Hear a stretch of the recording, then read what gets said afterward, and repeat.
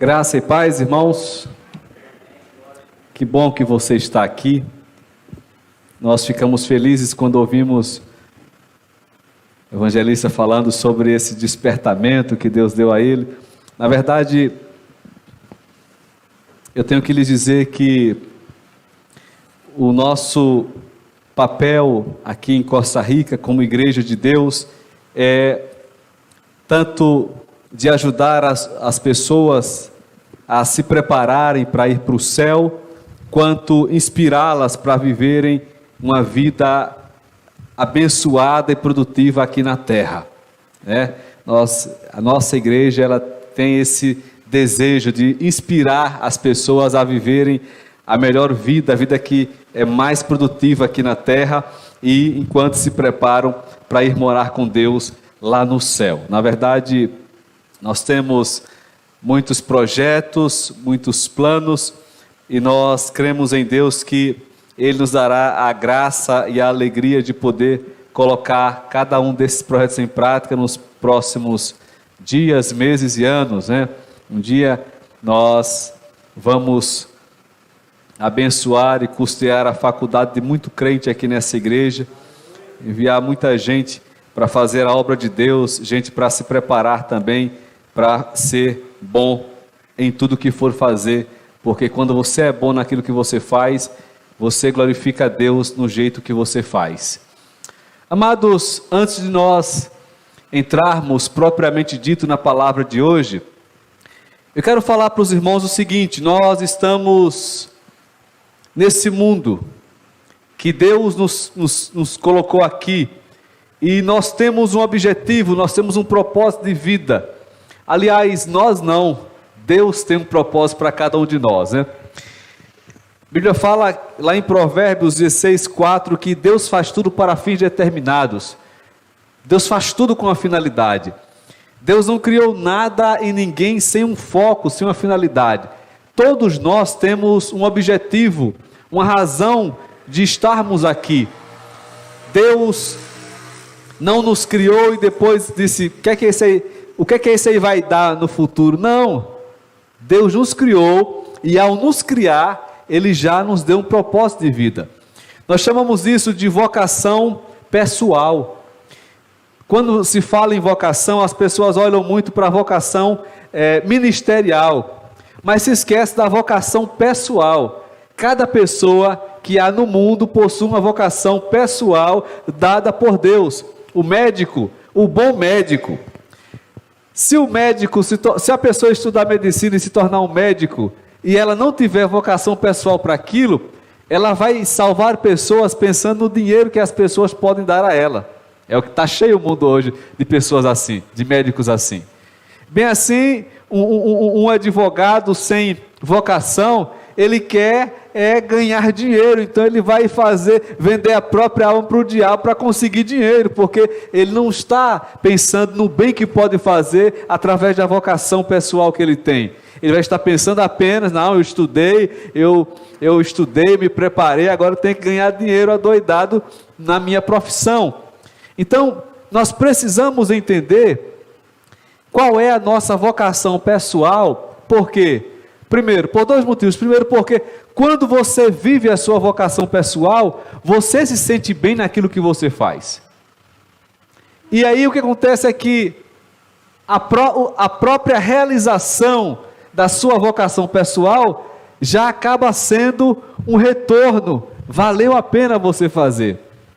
Mesmo que você não seja muito bem remunerado naquilo, mas se você vive a sua vocação pessoal, você já se sente satisfeito. Lógico, também há um retorno financeiro, porque você acaba dedicando horas e horas nisso, fazendo muito bem feito, e isso tem um retorno financeiro também. Mas só realizar a sua vocação já te deixa muito bem.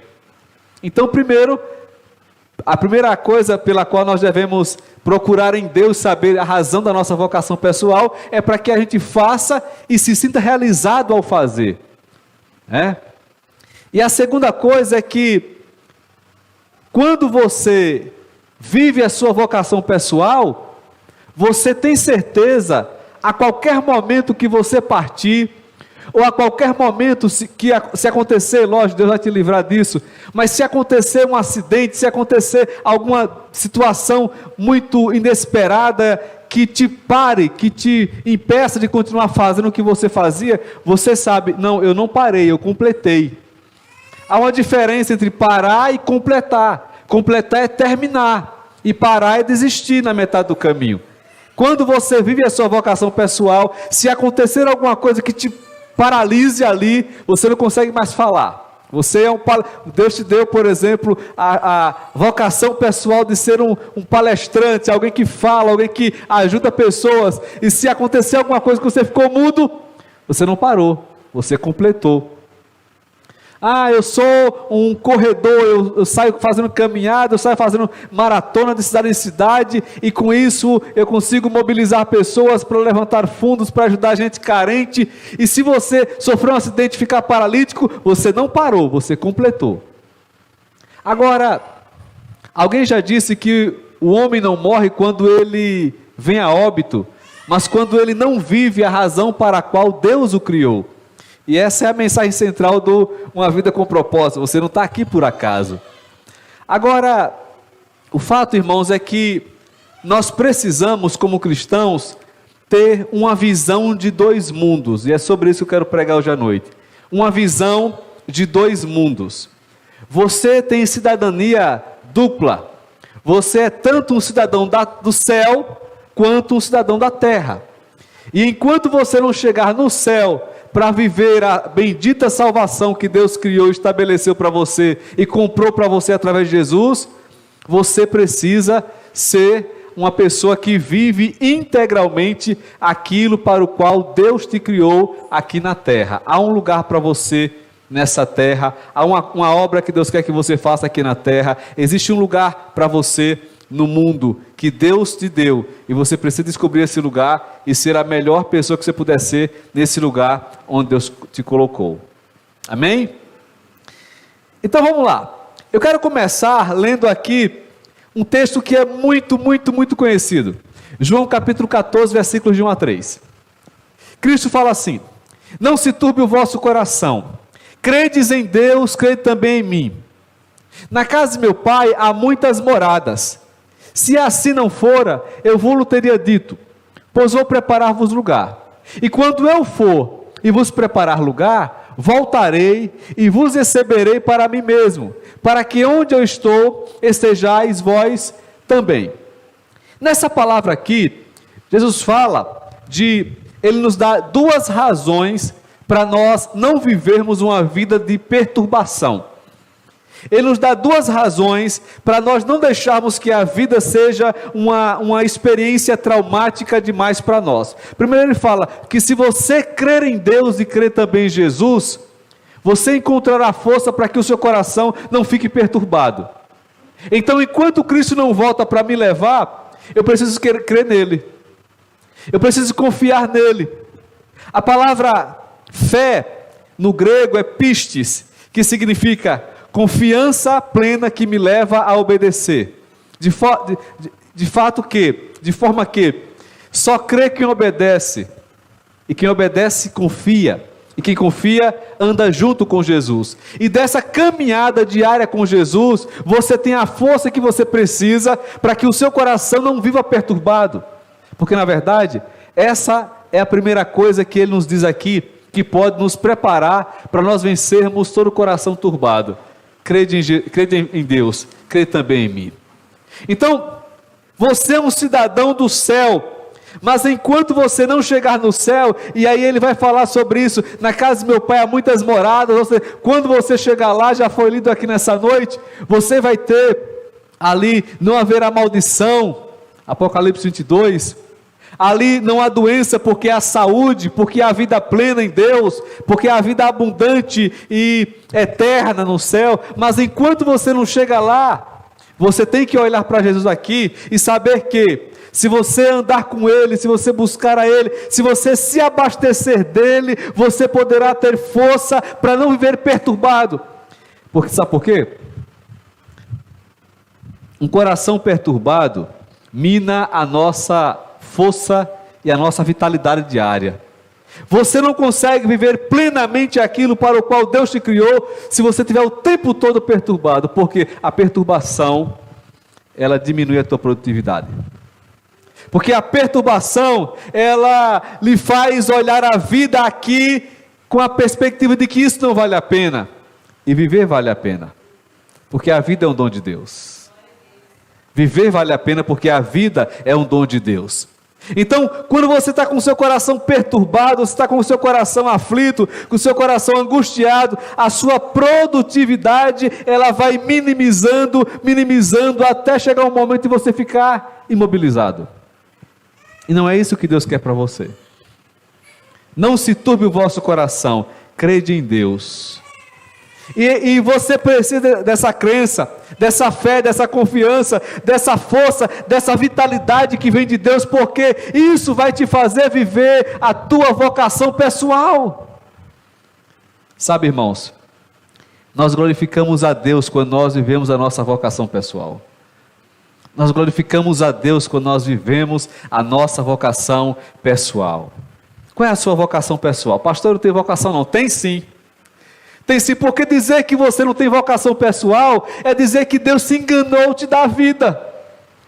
E não é assim, Deus não erra. Deus nunca se engana. Deus nunca se engana.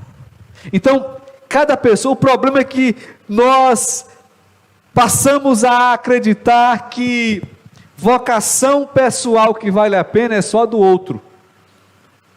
Vocação pessoal que vale a pena é só o Billy Graham que chegou lá e ganhou uma multidão do mundo todo para Jesus. Não.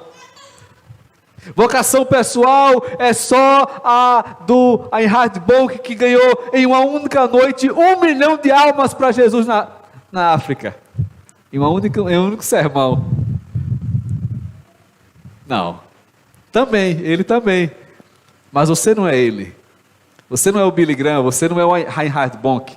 Você é você, e Deus tem um propósito para você, e Deus tem uma missão para você, e você deve glorificar a Deus fazendo aquilo para o que Ele te chamou para fazer, fazendo aquilo para o que Deus te criou. Sabe, existe um lugar para você, existe um lugar em Deus para você no mundo, e esse lugar é um lugar que você pode glorificar muito a Deus. É um lugar que você pode agradar muito a Deus e ser muito útil ao seu semelhante, fazendo aquilo para o que Deus te chamou. Eu tive algumas professoras ao longo da minha vida, você também, e eu tive algumas professoras que ao longo do período letivo, eu tinha certeza, ela não nasceu para dar aula. Já aconteceu com você? Já teve professor assim? Você fala, esse aí nasceu para ser adestrador de cavalo. Professor não. Mas você também teve aqueles professores que você falou assim, eu não consigo ver essa pessoa fazendo outra coisa que não fosse ensinando. Não já? Ela nasceu para aquilo. Ela nasceu para aquilo. Você já deve ter ido no médico que você falou, não, esse aí tem que ser veterinário. E você já foi também em médicos que você fala, nossa, eu me senti como se o meu pai estivesse tratando e cuidando de mim naquele consultório. Nasceu para aquilo. Então quando a pessoa sabe, quando a pessoa descobre a sua vocação pessoal e investe nela e pratica ela, todo mundo percebe porque a tua vocação pessoal é exatamente o instrumento que Deus deu a você para você ser útil a Ele e às pessoas também. Eu tenho uma irmã, a minha irmã mais velha, ela nunca casou. Deve estar nos assistindo agora. Ela nunca casou. Ela tem 51 anos, ela nunca casou. E ela cuidou de nós todos. E até hoje, é uma pessoa que, quando eu ouço a frase, alguém que não vive para si, eu lembro da minha irmã. É a primeira pessoa que me vem à mente. Uma pessoa que não vive para si. Ela cuidou, quando a minha mãe faleceu, eu tinha 15 anos. Ela assumiu a gente e cuidou da gente. E aí as sobrinhas cresceram e casaram e tiveram filhos, e ela cuidou dos filhos das sobrinhas, dos sobrinhos dela. Então é uma pessoa que a vocação pessoal dela está muito, muito clara. Ela nasceu para cuidar de pessoas. Um dia ela passa na rua e alguém chama: fulana, vem aqui. E disse: olha, está vendo essa criança aqui? A mãe deixou aqui. A mãe deixou aqui. E foi embora e disse: arrume alguém e dê. E ela chegou em casa com o coração machucado. Ela disse: eu quase trazia para casa. E a minha mãe na época era viva, falou: por que você não trouxe? E ela foi atrás e trouxe. E cuidou e criou. E está cuidando até hoje. 22 anos atrás isso aconteceu. Então, vocação pessoal. Você precisa saber a razão para a qual Deus te criou e investir nisso. Porque você se sentirá realizado e produtivo quando você fizer aquilo para o que Deus te chamou. Então ele diz: olha, aqui na terra não se turbe o seu coração aqui no mundo. Então ele revela a nossa identidade dupla aqui. Lá na casa do Pai, para onde você vai, tem muitas moradas. Mas enquanto você não chegar lá no céu, enquanto você não chegar no mundo de Deus no céu, não se turbe o seu coração aqui na terra. Creia em Deus aqui na terra. Creia também em mim aqui na terra. E um dia você vai lá para o céu e lá tem muitas moradas para você. Irmãos, nós precisamos de paz para o presente e salvação para o futuro. É isso que o Senhor nos mostra aqui nessa palavra que nós acabamos de ler. Paz para o presente e salvação para o futuro. Paz para o presente porque você é um cidadão da terra. E salvação para um futuro porque você é um cidadão também do céu. Amém? Em Filipenses capítulo 1, versículo 19, versículo 20 e 21, está escrito assim: segundo a minha ardente expectativa e esperança de que em nada serei envergonhado, antes com toda a ousadia, como sempre também agora, será Cristo engrandecido no meu corpo é minha vida terrena, quer pela vida, quer pela morte, porque para mim o viver é Cristo e o morrer é lucro. Outra vez Cristo vai falar para nós acerca dos dois mundos que nós estamos presos a eles: o mundo terreno e o mundo celestial. Em ambos os mundos, o seu foco tem que estar em Cristo. Então Paulo fala assim: olha, segundo a minha ardente expectativa e esperança é de que eu jamais serei envergonhado, antes, com toda certeza, Cristo será engrandecido em meu corpo, quer pela vida, quer pela morte. Muitas pessoas vão glorificar a Cristo pela morte, mas não o glorificam na vida. Ele diz: também agora, como sempre também agora, será Cristo engrandecido no meu corpo, quer dizer, na minha vida, na minha existência terrena, quer pela vida, quer pela morte. Muitas vezes, nós pensamos no céu, não como a continuação de uma vida para cumprir os propósitos de Deus, mas nós, muitas vezes, e eu me incluo nisso, nós pensamos no céu como um lugar de escape. Não é assim? Nós pensamos no céu sob uma perspectiva de fuga. Esse dia eu estava falando: Jesus, o Senhor vai ter que me buscar logo, Jesus, porque olha, eu estou enjoando desse mundo. Eu enjoei café. Estou tomando café, mas estou enjoado de café. 35 anos tomando café. Aí eu fiz 3 descobertas. Primeira descoberta, que eu não gosto do café dos outros, eu gosto só do meu café. E aí, recentemente, eu descobri que algumas vezes, a segunda descoberta, algumas vezes o café da minha esposa também é bom. E a terceira descoberta, até o meu está ruim. Enjoei café, estou pensando qual é a bebida que eu vou inventar, uma bebida quente para tomar, porque eu enjoei café. Mas Jesus, as coisas do mundo estão perdendo sentido para mim. Vem me buscar logo, Jesus. Muitas vezes nós pensamos no céu sob uma perspectiva de fuga, de escape. Eu vou porque não aguento mais sofrer. Eu vou porque eu não aguento mais pagar boleto. Eu vou porque eu não aguento mais as doenças desse mundo, os problemas desse mundo. Não aguento mais ligar a televisão ou entrar na internet e ver quantas desgraças estão assolando o mundo. E nós pensamos no céu sob uma perspectiva de fuga, de escape. Só que Eu imagino que Deus deve olhar para nós e falar o seguinte: você nem viveu direito a vida que eu criei para você na terra e já quer vir para o céu? O céu não pode, nós não podemos desejar o céu sob uma perspectiva de escapismo, de fuga. Eu vou porque não aguento mais isso aqui. Nós temos que pensar no céu sob a perspectiva de: eu vou quando eu completar a carreira. Eu vou quando eu terminar aquilo para o que eu fui chamado para fazer aqui na terra. E aí Paulo vai falar: olha, para mim o viver é Cristo, ou seja, eu vivo para realizar os projetos de Cristo.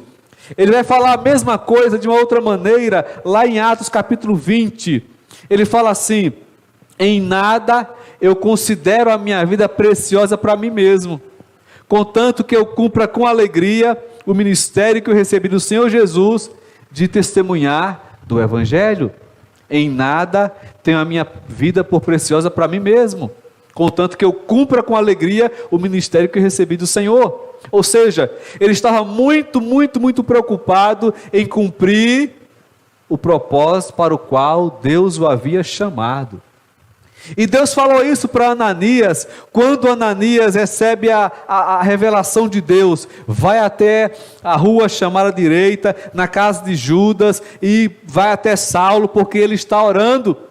E aí Ananias fala: Senhor, todo mundo sabe quantos males esse homem tem realizado aos teus santos. E a palavra de Deus a Ananias é: eu mostrarei para ele o quanto vale padecer pelo meu nome, porque ele é um vaso escolhido. Escolhido. Deus tinha um propósito para ele, assim como tem um propósito para nós também.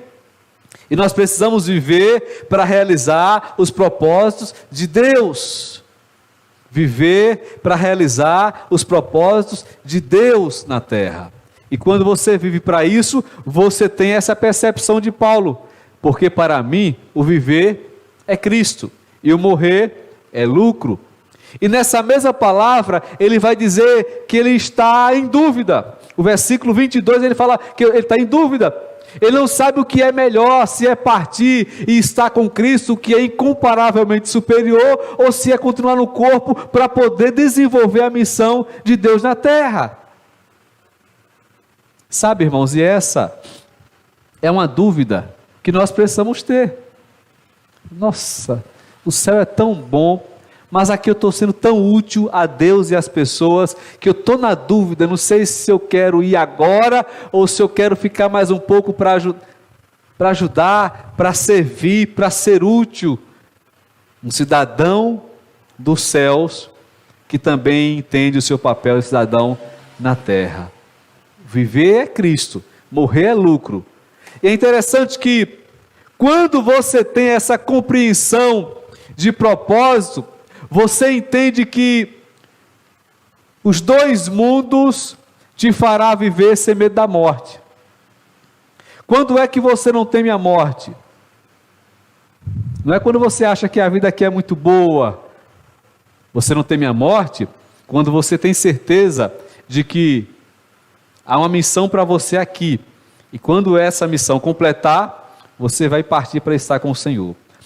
Hoje eu não tenho mais essa percepção que eu vou falar agora, essa visão, mas houve um tempo, ao longo do período em que eu escrevia, faz tempo que eu não paro para escrever, assim, detidamente, igual antigamente, mas ao longo do tempo em que eu escrevia os meus 52 livros, eu tinha uma ideia comigo, eu tinha um sentimento comigo, que talvez fosse só meu, talvez não fosse um sentimento de Deus, mas um sentimento meu. Quando eu começava a escrever um livro, eu falava comigo mesmo: bem, pelo menos até chegar no último capítulo eu sei que eu não vou morrer, porque eu tenho que completar isso aqui, né? Não vou deixar pela metade. Eu tinha esse sentimento, toda vez que eu começava um livro, eu pensava: ganhei aí a garantia de que vou viver mais uns dias, porque até eu terminar, eu sei que eu não morro. Não sei como surgiu esse sentimento, mas o fato é que nós precisamos entender, nós temos que ter percepção da nossa vida como uma missão. uma missão que nós não vamos parar, uma missão que nós vamos completar. Não sabemos quando completaremos e que maneira nós faremos o nosso encerramento da missão, mas o que sabemos é que nós temos uma missão, Deus conta conosco e nós glorificamos a Deus quando nós cumprimos a missão para a qual Ele nos chamou. Amém? Agora eu vou ler um último versículo e nós já caminhamos para o final. Em 1 Coríntios 15, 19, Paulo fala assim: se a nossa esperança em Cristo se limita apenas a esta vida, somos os mais infelizes de todos os homens. E essa palavra é interessante porque Paulo não está dizendo que você não pode ter esperança nessa vida. Paulo não está dizendo que você não pode ter uma esperança de melhoria dos seus dias.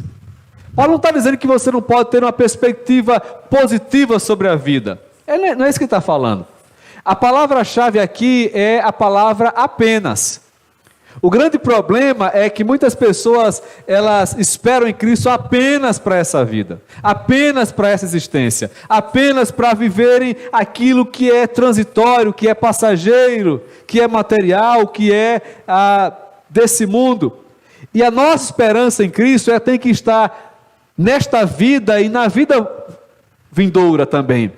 Porque se você viver a vida terrena sem visão, sem essa esperança, você vai viver uma vida frustrada o tempo todo.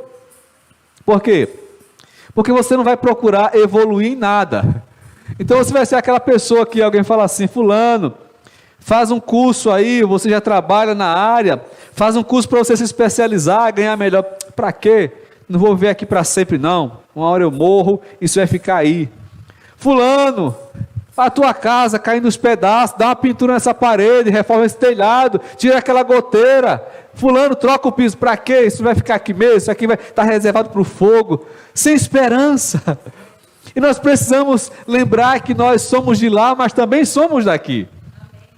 E ainda que você não consiga, ainda que longevidade não seja o tipo de coisa que você consiga dar a si mesmo, conforto enquanto estiver vivo, é uma coisa que você pode dar a si mesmo. Eu acredito que, de acordo com Mateus capítulo 6, quando Cristo falou que qual de vós, por mais ansioso que esteja, pode acrescentar 45 centímetros que seja ao curso da sua vida, e a resposta é: ninguém pode. Parece que ele falou que ninguém pode acrescentar, né? Ele não falou que não pode tirar. Ele falou que ninguém pode acrescentar nem 45 centímetros ao curso da sua vida, nem um segundo a mais ao curso da sua vida. Mas ele não falou que eu não posso diminuir. Além do que, se eu não puder aumentar a minha vida por conta própria, e se eu não puder diminuir a minha vida por conta própria, uma coisa eu posso: buscar fazer que a minha existência, enquanto ela durar, seja mais confortável. E disso muitas vezes depende da gente, dormir corretamente, se alimentar corretamente, evitar os excessos, enfim. Então, nós podemos e devemos olhar para a nossa vida como uma dádiva de Deus, e se você olha para a sua vida como uma dádiva, um dom de Deus, você entende que não vai desperdiçar isso, e vai viver isso para a glória de Deus, vai esperar em Cristo, vai esperar melhorias de vida, vai ter uma perspectiva positiva sobre a vida, porque você olha para Cristo e você faz a sua parte. Não adianta você esperar em Cristo e não fazer a sua parte, porque aí é demais, né? Aí é demais, né? Espera que Cristo faça tudo, espera que Cristo resolva tudo. Eu sei, eu conheço pessoas que sofreram muito por conta do colesterol, por exemplo. Eu não vou me entupir de gordura, Minha mãe e meu pai, eles eram exatamente opostos com relação ao diabetes. A minha avó, ela sofreu muito com diabetes antes de morrer, e a minha mãe tinha medo de diabetes. Minha mãe ensinou a gente a tomar café e suco quase sem açúcar, porque ela tinha medo de diabetes. Já o meu pai, ele era muito dado ao açúcar. Meu pai comia muito açúcar, muito açúcar. Minha mãe vivia falando: para com isso, você vai pegar diabetes. Minha mãe faleceu com 49 anos de idade. Não foi diabetes. Meu pai faleceu aos 62 de diabetes. exageravam no açúcar. Então assim, nós precisamos entender que a nossa vida é um presente que Deus nos deu e zelar, fazer a nossa parte. Lógico, tem aqueles casos que é orgânico, que é hereditário, que a pessoa não é o estilo de vida dela, né? Mas acabou ela herdando isso de maneira genética. Mas o tanto que você puder fazer para ter qualidade de vida, você tem que fazer isso. E o tanto que você puder fazer para descobrir a razão pela qual Deus te criou, é seu dever fazer isso. Isso vai dar mais cor aos seus dias, mais brilho à sua existência e mais sabor à sua vida também. Apenas uma compreensão correta do plano de Deus para os dois mundos nos fará viver de forma equilibrada. Você espera em Cristo nessa vida e no futuro. Você espera em Cristo aqui e na eternidade. Você está esperando sempre em Cristo, mas sem perder de vista o seu papel, a sua parte. Irmãos, entender os dois mundos nos fará querer viver intensamente as nossas vocações. Entender os dois mundos. Eu sou um cidadão do céu. Quando eu chegar lá, escute isso. A sua vocação celestial não foi revelada para você ainda. Aliás, para nenhum de nós ainda.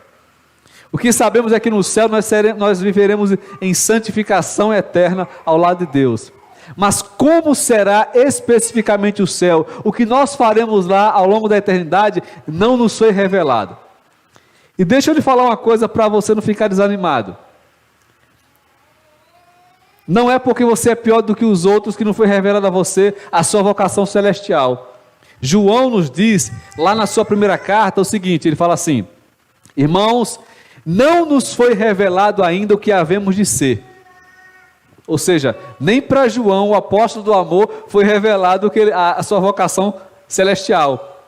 Mas ele fala assim: mas o que sabemos é que quando ele se manifestar, tal como ele é, nós o veremos. Então, nós não temos revelação sobre a nossa vocação celestial. Como será a nossa vida lá no céu? Não temos a revelação de como será a nossa vocação celestial. Mas precisamos buscar entender a nossa vocação terrena. Essa Deus revela aqui na terra. Por quê? Porque Deus revela a sua vocação terrena enquanto você estiver na terra, porque quando você chegar no céu não vai adiantar mais, né? Deus vai te mandar de volta e falar: olha, é o seguinte, tinha tanta coisa para você fazer, tinha tanta coisa, você não tem ideia, vai voltar lá para viver tudo de novo. Não vai fazer isso. Então é aqui e agora. Você precisa pedir ao Senhor: Senhor, me mostra a tua vontade para a minha vida. Senhor, eu quero que o Senhor me diga quem o Senhor quer que eu seja. Uma vez eu vi a história de uma irmã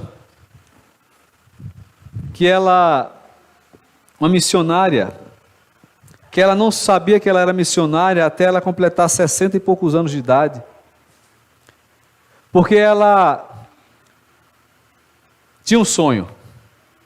O sonho dela era ir à escola, só que o pai dela adoeceu quando ela era jovem ainda, e aí ela foi cuidar do pai, e o pai morreu. Quando o pai morreu, ela pensou: agora eu vou estudar. Aí a mãe adoece, passou anos acamada, e ela foi cuidar da mãe. Quando a mãe finalmente recebe descanso, parte para a eternidade, um dos seus irmãos, que não havia se casado, que havia acumulado uma fortuna imensa, cai de cama também. E ela cuidou desse irmão até ele morrer.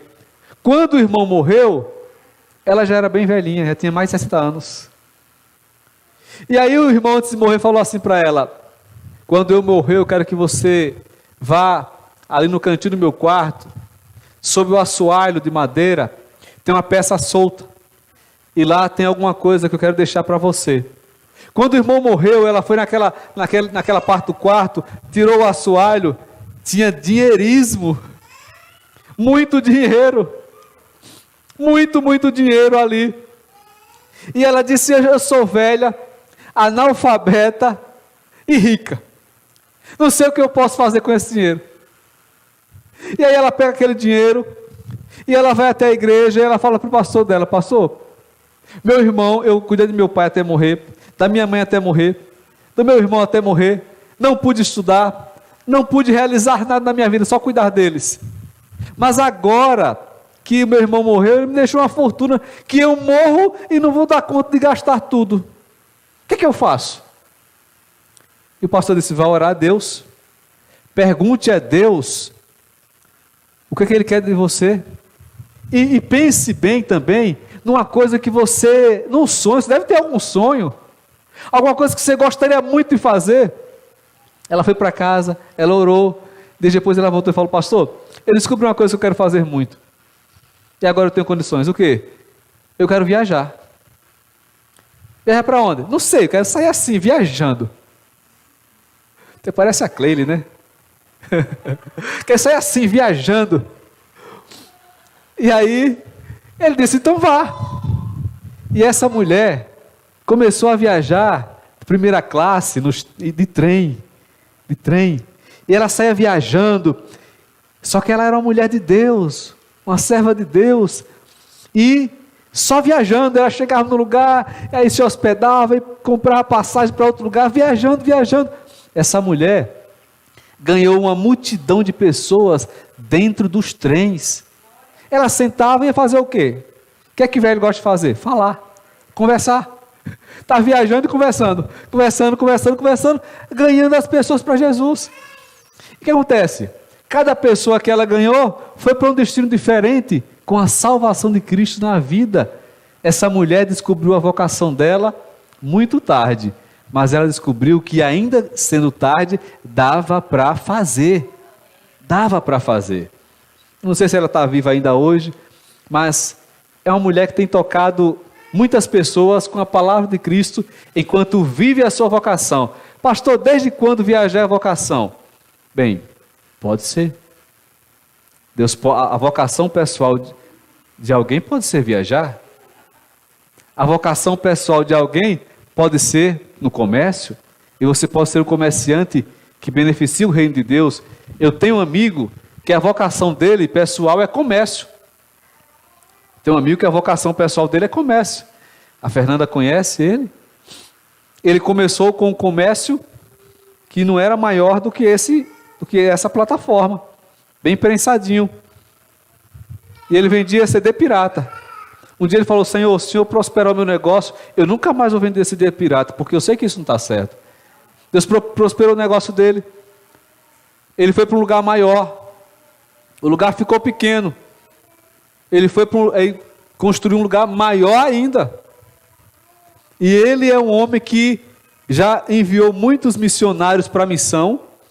Eu mesmo, na época de missão, fui uma parte da minha despesa com material escolar, foi todo ele que cobriu. Quando eu trabalhei na primeira igreja que eu pastoreei, ele que custeou o levantamento dos muros e dos portões, e a confecção dos portões da igreja. Então, uma pessoa muito que beneficia o reino, mas a vocação pessoal dele é comércio. A vocação da irmã que eu falei é viajar. Já tem outros que a vocação é palestra. Cada pessoa tem uma vocação pessoal. Descubra a sua. Alguém pode falar, a minha vocação pessoal, pastor, é cozinhar. Pode ser? Pode ser que Deus conte com você para alimentar pessoas famintas.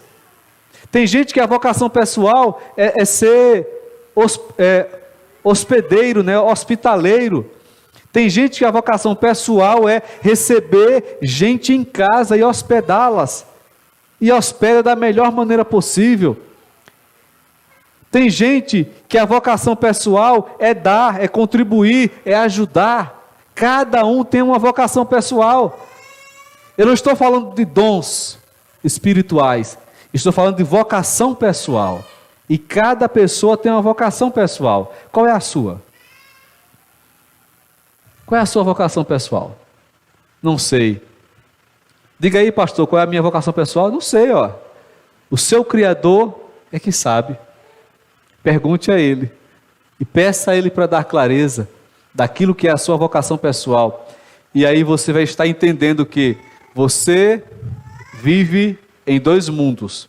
Você está caminhando para o mundo celestial, mas enquanto não chega no mundo celestial, há um mundo terreno e Deus conta com a sua vocação pessoal para fazer você ser frutífero na sua vida. Amém? Vamos colocar de pé em nome de Jesus?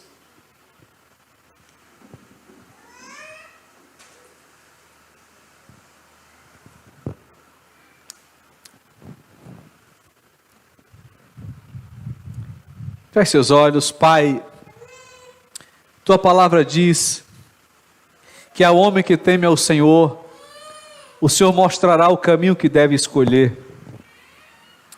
Tua palavra diz que o Senhor é o nosso Criador, e é em Ti que nós encontramos sentido para a nossa vida, porque o Senhor é que sabe os pensamentos que tem a nosso respeito, e são pensamentos de paz e não de mal.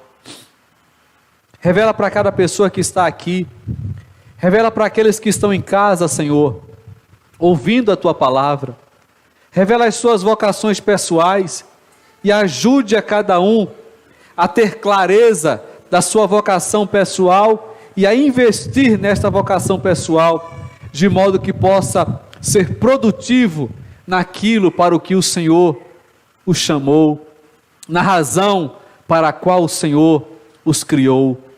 Abençoa cada um, Senhor.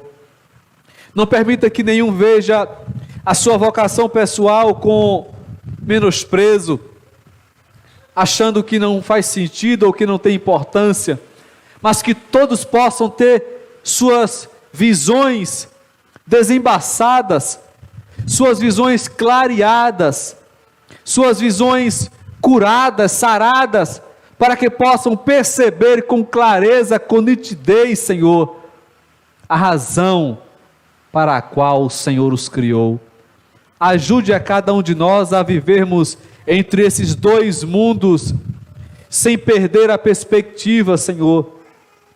Que nós não olhemos para o céu da maneira errada. Muitos olham para o céu da maneira errada e se esquecem de viver a tua vida aqui na terra.